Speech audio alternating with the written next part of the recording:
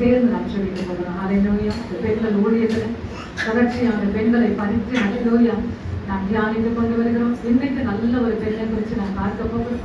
அந்த விசேஷமான பண்புகள், ஆவிக்குரிய காரியங்கள் எல்லாவற்றையும் நாம் பார்க்க போகிறோம். கை தூக்கி ஒரு நிமிஷம் ஜெபம் பண்ணுவோம். இதுல இருக்கிற அந்த சத்தியங்கள், இதுல இருக்கிற அந்த வெளிப்பாட்டுகள் ஆண்டவரே சபைக்கு தேவை. ஆண்டவரே வந்த எங்களுக்கு தேவை. இயேசுவின் நாமத்தினால அந்த குண நலன்களை கொடுத்து என் ஆண்டவர் ஆசீர்வதிக்கும் நாலு விஷயம் நீங்க ஆசீர்வதிங்க. சகலவற்றை ஒப்பு கொடுத்து இயேசுவின் நாமத்தை சொல்லிக்கிறோம். நல்ல பிதாவே, ஆமென் ஆமென். நம்ம அப்படியே உட்காருவோம். சந்தோஷமா இருக்கீங்க? ஹல்லேலூயா ஹல்லேலூயா. எனக்கு ஒரு பெண்ணை குறித்து நான் தியானிக்க போகிறேன். ஒரு சிந்தை அங்க இங்க போகாதபடி வசனத்திலே இருக்க நான் வேண்டிக் கொள்கிறேன். அப்போஸ்தலர் எழுதின நிருபம் 12ஆம் அதிகாரம். அப்போஸ்தலர் 12ஆம் அதிகாரம் முதல் வசனம் ஒருத்தர் வாசிங்க. காலத்திலே ஏரோது ராஜா சபையிலே சிலரை துன்பப்படுத்தத் தொடங்கி யோவானுடைய சகோதரனாகிய யாக்கோபை பட்டயத்தினாலே கொலை செய்தான். சுயமாய் இருக்கிறது என்று அவன் கண்டு பேதுருவையும் பிடிக்கத் தொடர்ந்தான். அப்பொழுது குறிப்பில்லாத அப்ப பண்டிகை நாட்களாய் இருந்தது. அவனை பிடித்து சிறைச்சாலையிலே வைத்து பஸ்கா பண்டிகைக்கு பின்பு ஜனங்களுக்கு முன்பாக அவனை வெளியே கொண்டு வரலாம் என்று எண்ணி அவனை காக்கும்படி அதுக்குள்ள 4 போர் சேவகராக ஏற்படுத்திய 4 பக்தரின் வசமாக ஒப்புவித்தார். இங்க ஒரு பிரச்சனை போகுது. அப்பெல்லாம் பாத்தீங்கன்னாக்கா இயேசு கிறிஸ்து பரம் ஏறிட்ட உடனே யார் அனுப்புனாரு? பரம் ஏறிட்ட உடனே இயேசு பரம் ஏறிட்டாருங்க. இல்ல, பரம் ஏறிட்ட உடனே யார் அனுப்புனாரு? அதுதான் ரொம்ப முக்கியம். பரிசுத்த ஆவியானவர் அனுப்பி ஊழியெல்லாம் ரொம்ப வல்லமையா, ரொம்ப அற்புதமா, ரொம்ப அதிசயமா. நீங்க வீட்டுல போய் பார்த்து பாருங்க. அந்த 2ஆம் அதிகாரத்திலிருந்து ஊழியமே வித்தியாசமாய் மாறுகிறது. 3000 5000 எல்லாமே பெருக்கல் தான், கூட்டல் இல்லை, எல்லாமே பெருக்கல், எல்லாம் பெருகி கொண்டிருக்கிறது. அந்த பெருகி கொண்டிருக்கிற வேளையில சபை துன்புறுத்தப்பட்டது. சபைகளிலே உபத்திரவங்கள், சபைகளிலே பிரச்சனை. இன்னைக்கு பாத்தீங்கன்னா சபைக்கு வந்தோம்னா நீங்க என்னது, உங்களுக்கு பிரச்சனையே இல்லை. பிரச்சனையா? உங்க ஏரியால பிரச்சனையா? உங்க பில்டிங்ல பிரச்சனையா? போகக்கூடாத சட்டமா? இல்ல. ஆனா அப்போ அந்த காலகட்டங்களிலே சபைகளில் அதிகமான ஒரு பிரச்சனை, உபத்திரவங்கள், வேதனைகள். யாரை கொலை செஞ்சாங்களா? யாக்கோபை கொலை செஞ்சிருக்காங்க. ஏரோது யாக்கோபை என்ன செஞ்சான்? கொலை செஞ்சுட்டான். அடுத்தது பேதுரு வசமாக அவன் கடந்து போகும்போது பேதுருவை சிறைச்சாலையில ஜெயில போட்ட உடனே சபையார் ஒரு காரியத்தை பண்ணாங்க. அதுதான் ரொம்ப முக்கியமா வாசிக்க போகிற 12ஆம் அதிகாரம் 5ஆம் வசனம் வாசிங்க. இதுதான் ரொம்ப முக்கியம்.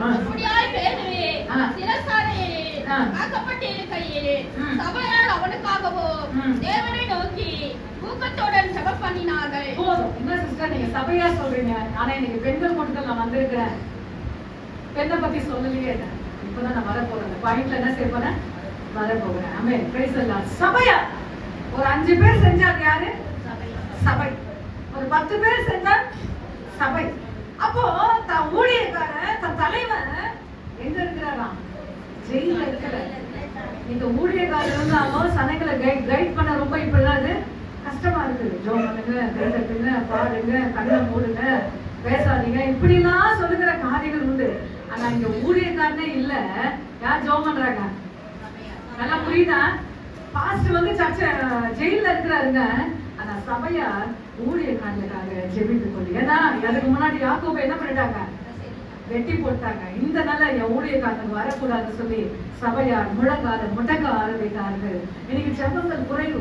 ஆராதனைக்கு நிறைய பேர் வராங்க. என்ன பண்றாங்க? ஆராதனைக்கு வராங்க. ஆனா உபவாச ஜெபங்களுக்கு என்ன செய்ய முடியல. எல்லா சபையில தான், நம்ம சபை சொல்றோம், எல்லா சபையிலுமே ஆராதனை சொன்னா எல்லாமே வந்துருவாங்க. ஆனா ஃபாஸ்டிங் பிரேயர், ஒரு கான்ஃபரன்ஸ், ஒரு கன்வென்ஷன் சொன்னா என்ன இந்த இடத்துல வர மாட்டாங்க. கொஞ்சம் கஷ்டமா இருக்கு. ஆனா இந்த இடத்துல சர்ச்சு பாஸ்டர், சர்ச்சு தலைவர் எங்க இருக்கிறாருன்னா ஜெயில இருக்கிறாரு. அவருக்காக ஒரு கூட்டம் செடித்து கொண்டிருக்கிறாரு. அந்த கூட்டத்துலதான் ஒருத்தையை குறிச்சு நான் படிக்க போகிறேன். இப்போ 12ஆம் அதிகாரம்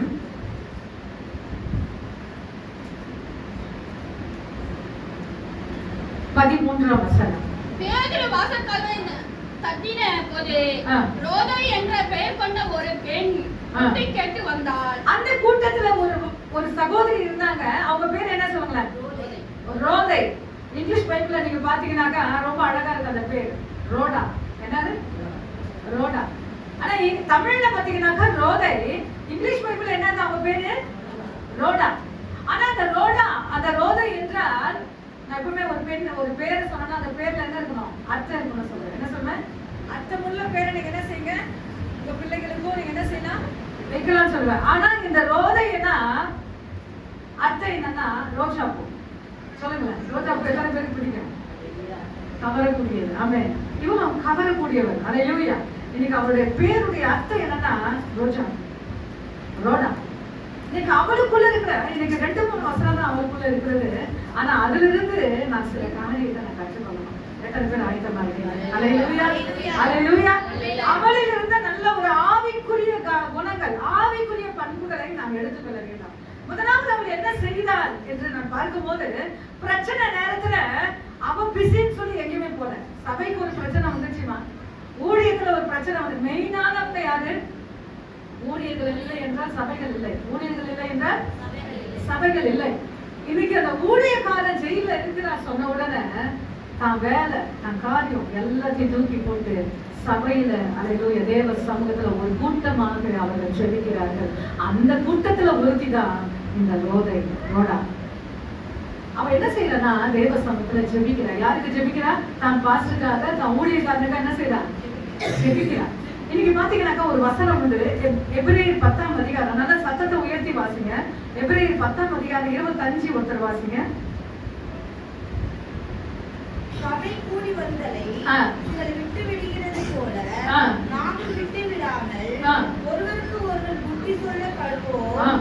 நானானது சமூகத்தை வருகிறதை எவ்வளவாய் பார்க்கிறார்களோ அவ்வளவாய் விட்டு சொல்ல வேண்டும். சபை கூடி வருதலை சிலர் விட்டு விடு. இன்னைக்கு ஞாயிற்றுக்கிழமை வருது சில பேருக்கு ரொம்ப கஷ்டம். நிறைய பேருக்கு சண்டே வந்துட்டா சர்ச்சுக்கு போகணும். அதுல ஆழமா இருக்கிறவங்க பாத்தீங்கன்னாக்கா நைட்டு என்ன செய்வாங்க? எல்லாத்தையும் என்ன ரெடி பண்ணுவாங்க சொல்லுங்க? சரி, அப்புறம் பைபிள் எல்லாத்தையும் நம்ம என்ன செய்வோம்? கரெக்டா வச்சிருக்கோம். அதுதாங்க ஒரு ஆயத்தம். அதுதான். இன்னைக்கு இந்த இடத்துல ஒரு ஃபங்க்ஷனுக்கு போனோம்னா அதுக்கு ஏத்த மாதிரி என்னென்ன செய்வோம்? அந்த கலருக்கு ஏத்த மாதிரி நம்ம என்ன செய்வோம்? செலக்ட் பண்ணுவோம். ஆனா அதை விட மேன்மையானது தன்னுடைய சமூகம். அதையே சனிக்கிழமை வச்சு பாருங்களேன். இது யார் பாக்குறாங்கன்னா அவங்க அப்பா அம்மா தான் பார்க்கறதால ஆண்டவர் பார்க்கணும். வீட்டுக்காரர் பார்க்கறதால யார் பார்க்கணும்? கர்த்தர் பார்த்து என்ன செய்யணும்? அவர் பூரிக்கணும். அவர் இருதயத்தை நம்ம என்ன செய்யணும்? காலையில தான் எடுக்கிறது, பைபிளை கட்டுறது, துணியை கட்டுறது, ஆயத்தமா நம்ம இருக்கும்போது கர்த்தர் நம்மை ஆசீர்வதிப்பார். ரோடா எங்க இருந்தானா அந்த கூட்டத்துல உட்கார்ந்து தேவ சமூகத்திலே அவர் ஜெபித்து கொண்டிருக்கிறார். அதான் ஒரு வசனம் உண்டு, எபிரேயர்ல பவுல் சொல்கிறார், சபை கூடி வருதலை சிலர் என்ன செய்யறாங்களா? விட்டு விடுகிறார்கள், ஆனால் நீ விட்டு விடாதே என்று வசனம் சொல்லுது. ஆமென். அப்ப எந்த கூட்டத்துல இருக்கணும்? பலர் கூட்டத்துல இருக்கிறனா, சிலர் கூட்டத்துல இருக்கிறனா? அல்லேலூயா. இன்னைக்கு சபை கூடி வருவது ரொம்ப முக்கியம். எப்பெல்லாம் கூடுறாங்களோ அங்க பட்டைக்கு பாருங்க, நிச்சயமா அந்த டேஸ்ட் அதெல்லாம் கிடைக்காது. ஆமென். அதான் ஒரு வசனம் வந்து, வசனம் கிடைக்க கூடாத பஞ்சம் வரும். என்ன பைபிள் எத்தனை பேர் படிச்சிருக்கீங்க? வசனம் கிடைக்க கூடாத பஞ்சம் வருங்க. நிச்சயமா கர்த்தர் நமக்கு நல்ல நேரத்தை கொடுக்க, சரீரத்தை கொடுக்க, காலை கூட நிச்சயமா ஆயுதமா நம்ம இருக்கும்போது கர்த்தர் நிச்சயமா நம்ம ஆசீர்வதிக்கிறவரா இருக்கிறார். அவர் கூடினா அந்த கூட்டப்பட்ட அந்த குரூப்ல, அந்த இடத்துல அவர் இருந்து அவர் ஜெபிக்கிறார். அதுதான் ரொம்ப முக்கியம். ஆனா ஜெபிப்பது மட்டுமல்ல, அவரை குறித்து நான் வேதத்தில் வாசிக்கிறேன். 2வது அதே வசனம் வாங்க, 12-13. நல்ல சத்தத்தை உயர்த்தி வாசிங்க. 13 12-13.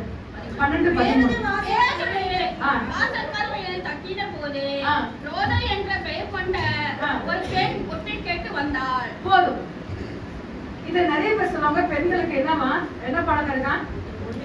ஒட்டு கேட்கறது. இந்த ஒட்டு கேட்கறது வித்தியாசங்க. இதுல இருக்கிற சத்தியத்தை நீங்க விலகிட்டீங்கன்னா நிச்சயமா சிரிப்பீங்க. இவள் என்ன செய்யறா? ஒற்று கேட்கறா. கதவு கிட்ட வச்சு தன்னுடைய செவிய கதவுல வச்சு அந்த அந்த சத்தம், அதோடைய பேசுற சத்தமோ தட்டுற சத்தமோ கேட்கிறா. அத்தனை பேர் ஜெபிக்கிறாங்க, கூட்டத்துல இருக்கிற அத்தனை பேர் ஜெபம் பண்றாங்க. ஆனா தட்டின உடனே இவ காலை மட்டும் வைக்கிறா. எத்தனை பேருக்கு புரியுது? நான் சொல்லல, எத்தனை பேருக்கு புரியுது? வேண்டாம் உங்களுக்கு சொல்லல, சொல்லுங்க. இன்னும் கொஞ்சம் கிட்ட வரீங்க.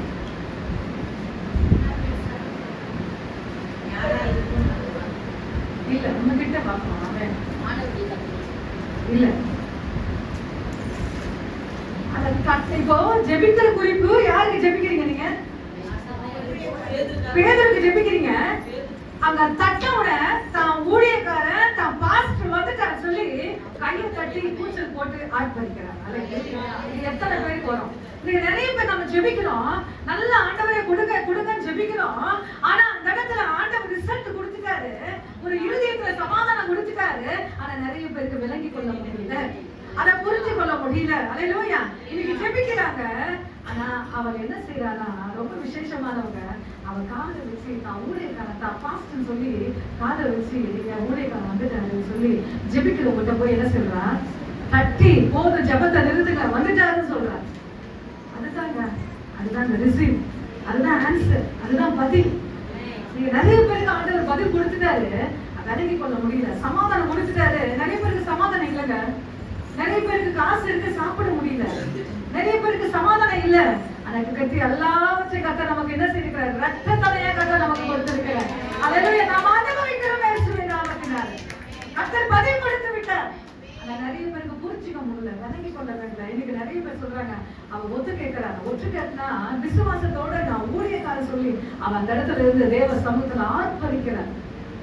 1 சாமுவேல் 2ஆம் அதிகாரத்துல, இல்ல யாரும் எடுக்க வேணாம், 1 சாமுவேல் 2ஆம் அதிகாரத்துல 1ஆம் அதிகாரம் நினைக்கிறேன். அவ என்ன செய்யறாங்க, அண்ணா தேவ சமூகத்துல ஜெபம் பண்றாங்க. இதுக்கு ஜோடியான ஒரு வார்த்தை, தேவ சமூகத்துல வந்து குழந்தைக்காக ஜெபிக்கிறான். ஜெபிச்சுட்டு அது வரைக்கும் சாப்பிடாதவ, அது வரைக்கும் தூங்காதவ, தேவ சமூகத்துல அந்த விண்ணப்பத்தை வச்சுட்டு வீட்டுல போய் சாப்பிட ஆரம்பிச்சாலாம். எத்தனை பேர் படிச்சிருக்கீங்க? தேவ சமூகத்தை தன் வாரம் தன் கஷ்டம், அதை நான் பாடினேன். பாதத்தில் வைத்து விட்டு வாரங்கள் காவலைகள் தள்ளாட விடமாற்றி தாங்கிய நடத்தி செல்வேன். அல்லேலூயா. நம்ம பாரத்தை வச்சுட்டோம், மறுபடியும் அதை என்ன செய்ய போறீங்க, தொடக்கூடாது. ஆண்டவர் பார்த்துக்கோங்க. என் தெய்வம் நான் அவர் சமூகத்துல வச்சுட்டேன், என் ஆண்டவர் பார்த்துக்கோங்க. அல்லேலூயா. அடுத்தது கொஞ்சம் முன்னாடி ஆதியாகமத்துல போயிட்டீங்கன்னா வீட்டுல போய் வாழ்ந்த நோட் மட்டும் பண்ணீங்க. 22ஆம் அதிகாரத்துல 5ஆம் வசனத்துல ஆபிரகாம்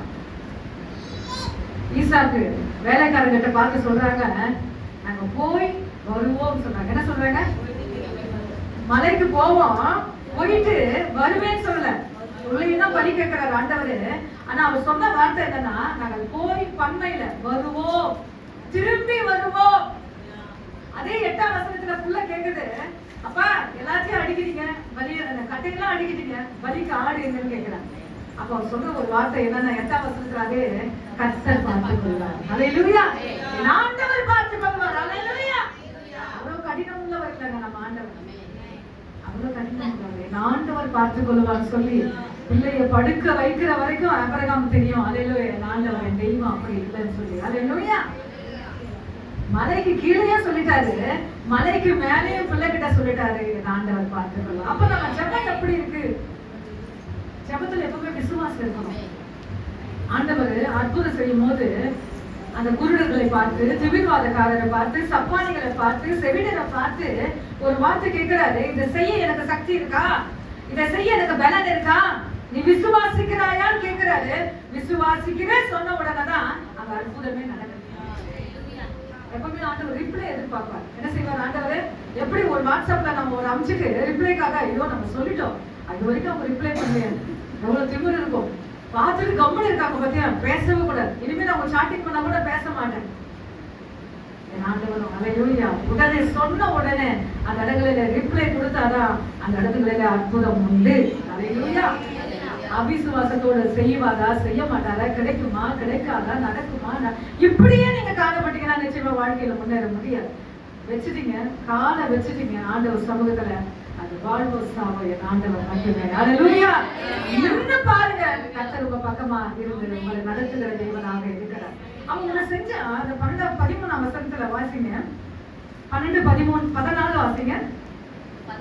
14. அவன் பேதுருவின் சத்தத்தை அறிந்து சந்தோஷத்தினால் கதவை திறவாமல் உள்ளோடி பேதுரு வாசத்துக்கு முன்னே நிற்கிறான் என்று அறிவித்தார். கேட்டது மட்டும் இல்ல, அவ சொல்ல ஆரம்பிக்கல. அவன் பாக்குறான், இன்னைக்கு ஒரு புல்லட்டோ, உங்க பையன் புல்லட்டோ, உங்க வீட்டுக்காரர் புல்லட்டோ, இல்ல உங்க வீட்டுக்காரர் வண்டியோ, உங்க பிள்ளைங்க வண்டி அந்த ஸ்டார்டிங்லயே வந்துச்சுன்னா நீங்க என்ன சொல்லுவீங்க சொல்லுங்க? ஏன்னா தினத்தோறும் அந்த சத்தத்தை கேக்குறீங்க, தினத்தோறும் அவங்க நட சத்தத்தை கேக்குறீங்க. அங்க வந்துட்டாலும் நீங்க என்ன சொல்லுவீங்க? அம்மா அப்பா வந்துட்டாருமா, அம்மா வந்தாச்சுமா, அண்ணன் வந்துட்டாமா. அங்க வரும்போது சொல்லு, இங்க பக்கத்துலயே உட்காந்து கதவு தட்டுறாருங்க. நான் ஊழியக்காரனுடைய சத்தம் எப்படி இருக்கு? அப்பதான் எப்படி இருந்தானா, அவள் சபையோடு ஐக்கியமா இருந்தாள். நல்லா புரியுதுங்களா? ஊழியக்காரங்களோட ஐக்கியமா இருந்தா. ஏதோ வந்த 4 பேர் மாதிரி வந்து 4 பேர் மாதிரி போன இல்ல, ஊழியக்காரங்களோடு விசுவாசிகளோடு அவன் அந்யோன்யமாக இருந்தாள். அல்லேலூயா. சந்தோஷமா இருந்தாள். அல்லேலூயா. கர்த்தர் அந்த ஐக்கியத்தை பார்க்கிறார். இன்னைக்கு ஆண்டவர் சொல்றாரு, காணிக்கை செலுத்த வரும்போது, வசனம் எத்தனை பேர் படிச்சிருக்கீங்க தெரியாது, நீ காணிக்கை செலுத்த வரும்போது உன் சகோதரன் பேரில் குறை உண்டானால் காணிக்கை செலுத்தாத. போய் அங்க போய் ஒப்புரவாயிட்ட உடனே காணிக்கை செலுத்து. நிச்சயமா ஆண்டவர் அங்கீகரிக்கிற தேவனுங்க. ஏதோ நான் பண்ணிட்டேன்னா ஆண்டவர் அதுக்காக என்ன மன்னிப்பார் இல்ல, முதலாவது அதை நீ செஞ்சுட்டு வந்து இதை செய்யு சொல்றாரு. அல்லேலூயா. அப்போ நமக்கு கசப்பு இருக்க கூடாது. ஊழியக்காரர்களோட சரி, சபை விசுவாசிகளோட சரி, கசப்புகளோ அல்லது ஒரு மன குறைபாடுகள் நமக்கு இருந்தா நிச்சயமா என் ஜபத்துக்கு பதில் இல்லை. அவன் ஒரு மனமா இருந்தா. ரோது எப்படி இருந்தா? சபையில கூட்டமா உட்காந்துருவான், சபையில விசுவாசிக்கு பிரச்சனையா உட்காந்துருவான், சபைக்கு ஊழியக்காரர்களுக்கு பிரச்சனையா உட்காந்துருவான். இன்னைக்கு நிறைய பேர் பாத்தீங்கன்னாக்கா, யூடியூப்ல அருமையான ஒரு சகோதரி உள்ளம் கையில இருக்கும், நல்ல முக்காடு போட்டு அவங்களை அழகா பிரசன்ட் பண்ணுவாங்க. அவங்க சாட்சியை நான் கேட்டேன்.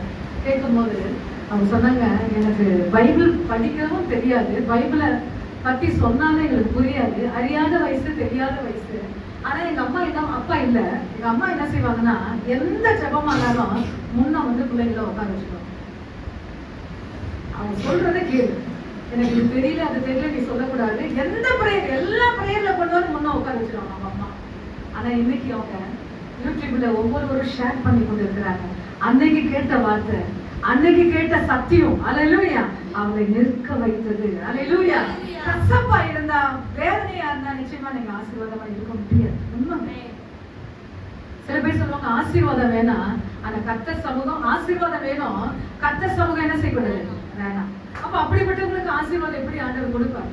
இப்போ ஒண்ணு செய்யலாம், இவ கூட்டத்திலே உட்கார்ந்தா, 2வது தேவ சமூகத்துல ஜெபிக்கும் போது அந்த இடத்துல கர்த்தர் பெரியவரா இருந்து அந்த இடத்துல அவள் ஒற்று கேட்டது மட்டும் இல்ல, கூட்டத்துல போய் சொல்றா, நம்ம பாஸ்டர் வந்தாரு,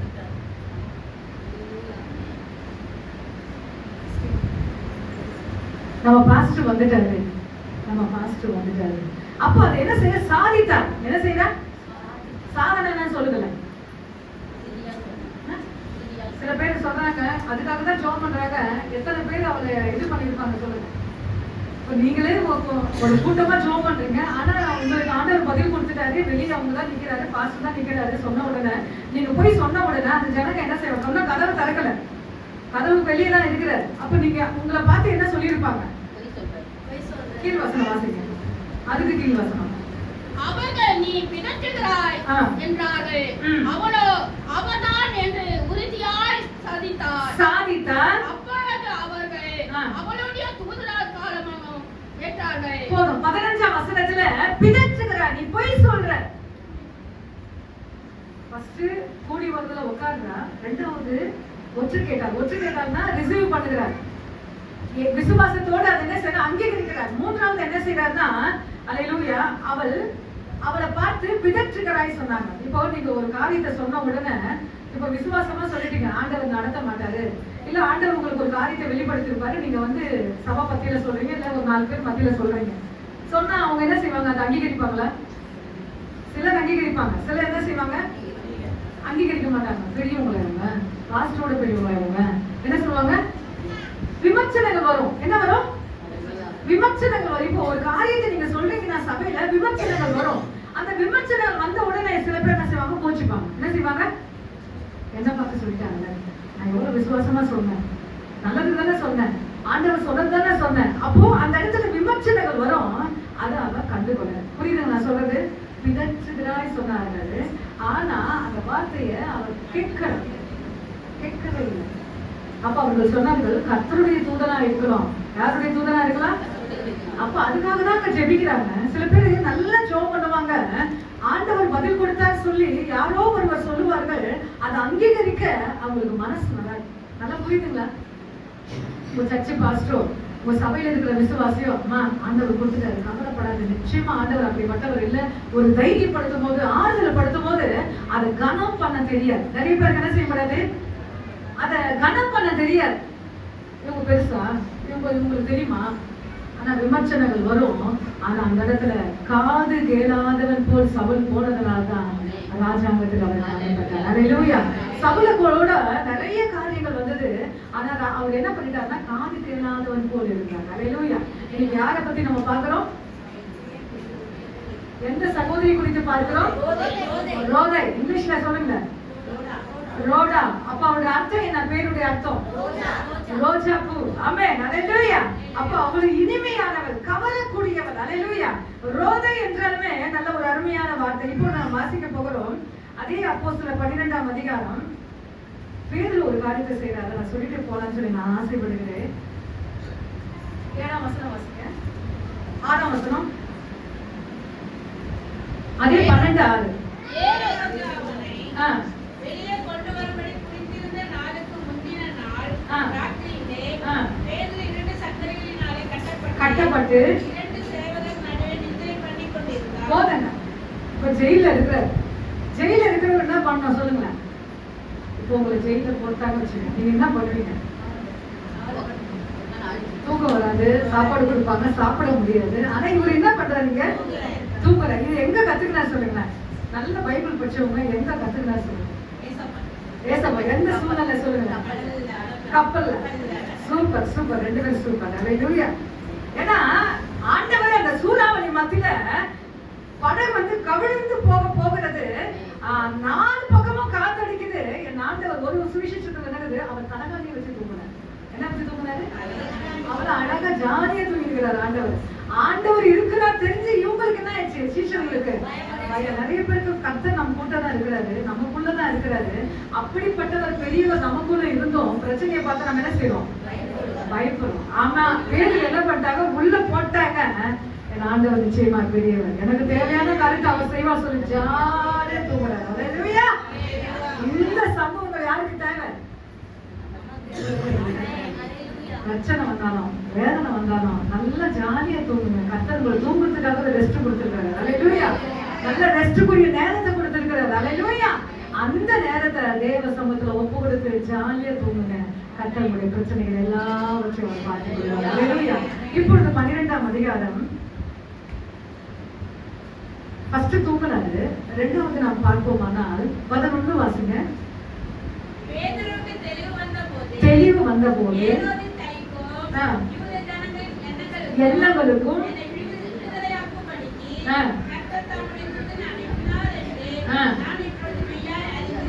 அவரை கூட்டிட்டு வராங்க. எத்தனை காவல்? 4 காவலாங்க. 1ஆம் காவல், 2ஆம் காவல். ஏன்னா அவ்வளவு ஜாக்கிரதையா உள்ள வச்சுட்டாங்க. ஏன்னா ஆண்டவர் எங்கேயாவது தூக்கிட்டு போயிடுவார் சொல்லி அவ்வளவு உள்ள வச்சுட்டாங்க. என் ஆண்டவர் தூதன் அனுப்பி 1ஆம் காவல், 2ஆம் காவல், 3ஆம் காவல், 4ஆம் காவல், இந்த கேட் எல்லாம் ஓபன் பண்ணி அவர் வெளியே கொண்டு வந்து ரோட்ல விடுறாரு. அப்பதான் என்ன வருது அவருக்கு? அவரு தெளிவு. அது ஏதோ ஒரு ஆயாசத்துல இருக்கிற மாதிரி வராது. இப்ப தெளிவு வந்த உடனே ஆண்டவர் என்ன விடுதலையாக்கினா. அப்போ எங்க போறாரு? அவர் வீட்டுக்கு போலங்க. எங்க போறாரு? அதை வாசிக்க போறோம். 12ஆம் அதிகாரம். அவன் இப்படி நிச்சயித்து கொண்டு மார்க்கு என்ற பெயர் கொண்ட யோவானுடைய தாயாகிய மரியாள் வீட்டுக்கு வந்து அங்க அநேகம் கூடி ஜெபம் பண்ணி கொண்டிருந்தார்கள். போதும். அவங்க வீட்டுக்கு அவர் எங்க போல, எங்க போறாரு? மரியாதை. எப்பவுமே எங்க ஜெபம் நடந்துட்டே இருக்கும். 25 இன்னைக்கு பாத்தீங்கன்னாக்கா ஜெபத்துக்கு நம்ம என்ன செய்வோம்? நிறைய பேரு வீட்டுல வந்து பிரேயர் பண்ணுங்க என்ன சொல்ல மாட்டாங்க, ஒரு கூட்டம் நடத்துங்க என்ன சொல்ல மாட்டாங்க. ஏன்னா இப்ப விடுதலை இருக்கு, ஆனா அப்பதான் விடுதலையே இல்லை. ஆனா அந்த காலகட்டத்துல உபத்திரவ காலங்களில எங்க ஜெபம் நடந்ததுன்னா இந்த மரியாதை தான். அப்போ அவர் வீட்டுக்கு போல எங்க போறாருன்னா மரியாதை வீட்டுக்கு போல எனக்காக ஒரு கூட்டம் ஜெபிக்குது. அல்லேலூயா. கர்த்தர் இவங்களுடைய ஜெபத்தை கேட்டுதான் கர்த்தர் என்ன செஞ்சாரு, என்னை கொண்டு வந்தார். அப்ப சபையார் அவனுக்காக எப்படி ஜெபம் பண்ணினார்கள்? இப்போ 12ஆம் அதிகாரம் 5 வாசிங்க. அப்படியே பேதுரு சிறைச்சாலையிலே தாக்கப்பட்டிருக்கையில் சபையார் அவனுக்காக தேவனை நோக்கி ஊக்கத்தோடு ஜெபம் பண்ணார்கள். சாதாரணமா சபையில ஜெபிக்கல, எப்படி ஜெபம் பண்ணாங்களே அந்த ஊக்கத்தை கொஞ்சம் எனக்கு ஒரு பாவனையா சொல்லுங்களேன்.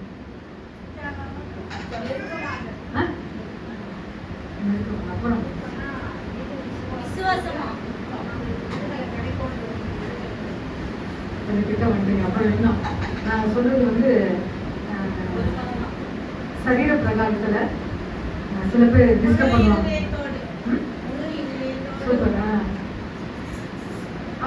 சில பேர் என்ன சொல்றாங்கன்னா நம்மள ஜெபிக்க விட மாட்டாங்க. என்ன செய்ய மாட்டாங்க, டிஸ்டர்ப் பண்ணிட்டே இருப்பாங்க.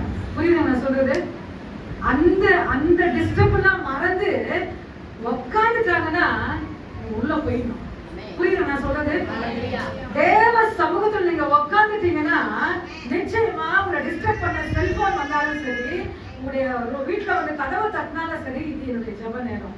வெயிட் பண்ணனா கொஞ்ச நேரம் வெயிட் பண்ணா ஜெபம் பண்ணிக்கலாம். அதுதான் ஊக்கம். அதுதான் ஊக்கம். யார் பாக்குறாங்கன்னா ஆண்டவர். இன்னைக்கு நிறைய பேருக்கு விடுதலை இல்லை, நிறைய பேருக்கு சுகம் இல்லை, சொல்லிட்டு தான் இருக்காங்க இல்ல இல்லன்னு. ஆனா நான் செய்யற காரியம் எப்படி இருக்கு, ஆண்டவரை நிராகரப்படுத்துறேன்னா இன்னைக்கு பாத்தீங்கன்னாக்கா எல்லாத்தையும் பக்கத்துல வச்சிருப்போம், கண்ணை மூடுவோம், அதுக்கும் பதில் சொல்லுவாங்க, இங்கேயும் ஜெபம் பண்ணுவாங்க. புரியுது நான் சொல்றது? இதற்கும் பதில் சொல்லுவாங்க, பைபிளையும் படிப்பாங்க. இதற்கும் பதில் சொல்லுவாங்க, கண்ணை மூடி கொஞ்ச நேரம் ஜெபம் பண்ணுவாங்க, கண்ணை திறப்பாங்க. இதுல எப்படி ஆசீர்வாதம்? உட்காந்துட்டீங்கனாலுமே சரி, பிசாசானவன் கரத்தை நம்ம மடக்க போகிறோம். அல்லேலூயா. ஒரு ஆவிக்குரிய யுத்தத்தை நீங்க செய்ய போறீங்க. அந்த யுத்தத்துக்கு விரோதமாய் பிசாசானவன் என்ன இடையூறு கொடுத்தாலும் சரி, இயேசுவின் நாமத்தினால அதை தகர்த்து போட்டு அந்த யுத்தங்களுக்கு நேராக முழங்கால நாம் முடக்கும் போதுதான் கர்த்தர் நமக்கு ஜெயம் கொடுக்க அவர் வல்லமை உள்ள தேவனாய் காணப்படுகிறார். ஆனால் இதற்கும் அதற்கும் நாம் செவி சாய்ப்பேமானால் இன்னைக்கு என்னுடைய ஜெபங்களுக்கு பதில் வராது. இன்னைக்கு ஆலயத்துல வரும், ரொம்ப கவனங்க, செல்போன் ரொம்ப கவனம். ஆண்டவர் நான் வேதனை பெற்றுக்கிறேன், எல்லாமே நெக்ஸ்ட் தான், ஃபர்ஸ்ட் ஆண்டவர் தான். அல்லேலூயா. தேவ சமூகத்துல அப்படி உட்கார்ந்து பாருங்க. அதுதான் ஏன் சொன்னா ஊக்கத்தோடு ஜெபம். ஏன் அந்த வார்த்தையை மட்டும் அங்க சொல்லணும் சொல்லுங்க. ஊக்கத்தோடு ஜெபம் பண்ணதுனால்தான் பேதுருவை சிறைச்சாலையில இருந்து என் ஆண்டவர் வெளியே போட்டு வந்து ரோட்ல விடுறாரு. அதுதாங்க ஊக்கம். அதுதான் ஊக்கம். அப்படி நான் அதுக்கு மட்டும் சொல்ல, எல்லா ஜெபங்களுக்கும் சரி ஊக்கமா ஜெபம் பண்ணி பாருங்க, ரிசல்ட் உங்க கையில தான். அல்லேலூயா. நான் முழங்கால முடக்கி தேவ சமூகத்துல ஜெபம் பண்ணுவோம். அல்லேலூயா. எல்லாரும் முழங்கால முடக்குங்க. எல்லாரும் கொஞ்ச நேரம் ஊக்கமா ஜெபம் பண்ண போறோம். எல்லாரும் நேர் முழங்கால் பண்ணிடுவேன். அல்லேலூயா. இது பெண்கள் மூலியமா இருக்கிற அப்படின்னாலே, இது பெண்கள் கூட்டமா இருக்கிற அப்படின்னாலே எல்லாரும் ஒரு நிமிஷம். அல்லேலூயா. ஒரு சகோதரி சொன்னாங்க, முழு உள்ளத்தோடு ஜெபிக்கணும், முழு மனதோடு ஜெபிக்கணும். நல்லது. அல்லேலூயா. உள்ள உட்காந்துட்டேன்னா, பாட்டுல உட்காந்துட்டேன்னா, ஜெபத்துல உட்காந்துட்டேன்னா, வசனத்தை கேட்டேன்னா, அல்லேலூயா, ஊக்கமா என் ஆண்டவரை நான் அன்பு கூறும்போதுதான் கர்த்தரா பதில் கொடுக்க அவர் வல்லமையுள்ள தேவனாய் இருக்கிறார். என் ஊக்கம் எப்படி, என் ஜெபம் எப்படி, என் ஆசை எப்படி, என் ஆண்டவர் மேல் வைக்கிற பாசம் எப்படி, இதான் நீங்க கொஞ்சம் செக் பண்ணுங்க. இன்னைக்கு நான் எப்படி இருக்கிறேன், பதில கேட்கிறேன். நான் நல்லா இருக்கணும், நான் மத்தவங்கள மாதிரி இருக்கணும், நான் நல்லது தாங்க. ஆனா ஆண்டவர்கிட்ட நீங்க எப்படி இருக்கிறீங்க? ஊக்கமா இருக்கிறீங்களா, ஆழமா இருக்கிறீங்களா? கொஞ்சம் கவனித்து பாருங்க. வசனத்தை கேட்டாலும், கை தட்டினாலும், பாடினாலும் அவருக்குள்ள போயிடுங்க. கர்த்தர் நிச்சயமாய் நமக்கு ஜெயம் கொடுக்க தேவனாய் இருக்கிறார். அல்லேலூயா. எல்லாரும் கையை தட்டி ஒரு பாட்டை பாட போகிறோம். எல்லாரும் முழங்கால் போட்டு முழு உள்ளத்தோடு ஆராதிப்பேன், முழு உள்ளத்தோடு அன்பு கூறுவேன், ஆராதனை ஆராதனை. கையை தட்டி எல்லாரும் சேர்ந்து அல்லேலூயா. ஆராதனை ஆராதனை அல்லேலூயா.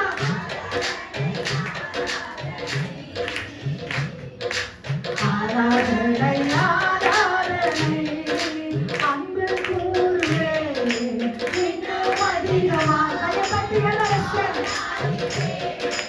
இன்னும் ஆழமாய் அன்பு கூறுவேன், இன்னும் அதிகமாக. ஊக்கமா ஊக்கமா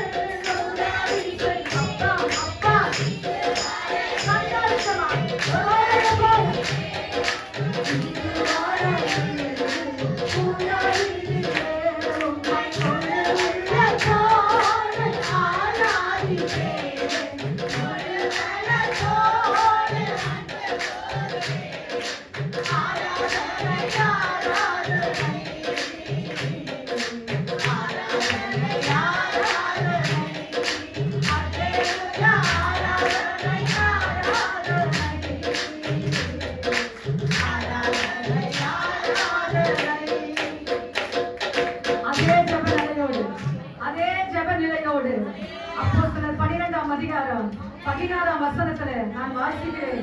பேதுரு பின்னும் தட்டி கொண்டிருந்தார். அவர்கள் திறந்த போது அவனை கண்டு பிரமித்தார்கள். தட்டிட்டே இருக்கிறார்.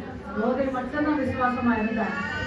இந்த பிரமிப்பு யார் மூலமா உண்டாச்சுன்னா ரோதை மூலமாய் உண்டானது. ஒரு பிரமிப்பு உண்டானது. அதற்கு காரணம் யார் சொன்னீங்கன்னா ரோதை. அல்லேலூயா. ஒரு பிரமிப்பு கர்த்தர் கொடுக்க போகிறார். அதற்கு காரணம் நீங்களா மாறணும். அல்லேலூயா. ஆலயத்திலே விடாம கூட்டங்களில பங்கு பெறுவது, ஊழியர்களுக்காக அதிகமாக ஜெபிப்பது, சபையிலே ஐக்கியத்தை காட்டுவது, தேவ சமூகத்தில் நிற்பது, ஊக்கத்தோடு தேவ சமூகத்தில் ஜெபிப்பது, இதையெல்லாம் கர்த்தர் பார்க்கும்போது உங்களை கொண்டு ஒரு பிரமிப்பு இயேசுவின் நாமத்தினால கர்த்தர் கொடுக்க அவர் வல்லமை உள்ள தேவனாய் இருக்கிறார். நீங்க சொன்ன வார்த்தை ஆம் என்றும் ஆமென் என்றும் உறுதியாக்குகிறவர் யார் என்றால் ஆண்டவர் மட்டுமே. ஹல்லேலூயா. நீங்க சொன்ன வார்த்தை அப்படியே நடக்கணும்னா இதெல்லாம் கை கொள்ளுங்க. தேவ சமூகத்தை அதிகமா முக்கியப்படுத்துங்க. ஊக்கமா ஜெபம் பண்ணுங்க. ரோதையை போல அப்படியே விசுவாசமா இருங்க. ஒரு பிரமிப்பு இயேசுவின் நாமத்தினாலே உங்க எல்லையிலே, உங்க குடும்பத்திலே, உங்க வருமானத்திலே உங்களை கொண்டு நீங்களே ஒரு காரணமாய் மாறுவீர்கள் இயேசுவின் நாமத்தினாலே. கர்த்தர் அப்படியே செய்ய போகிறோம். நீங்கள் கையை தூக்கி ஆண்டவருக்கு நன்றி செலுத்தும். ஸ்தோத்திரம், ஸ்தோத்திரம், ஸ்தோத்திரம், ஸ்தோத்திரம், ஸ்தோத்திரம், ஸ்தோத்திரம், ஸ்தோத்திரம், ஸ்தோத்திரம், ஸ்தோத்திரம். இந்த ஜபத்துல வந்தவங்க, இந்த செய்தியை கேட்டவங்க யாராவது ஒரு சத்தத்தை உயர்த்தி நாம் ஜெபம் பண்ணுவோமா? இந்த செய்தியை அப்படியே முழுசா வச்சு யாராவது ஒரு ஜெபம் பண்ணுவோமா? அப்பா அப்பா உன்னதமானவரே, மகிமையின் தகப்பனே, அப்பா இந்த வேலைக்காய் கூட மனசோட துதிக்கிற தகப்பனே, அப்பா இந்த வேலையில கூட தகப்பனே, அப்பா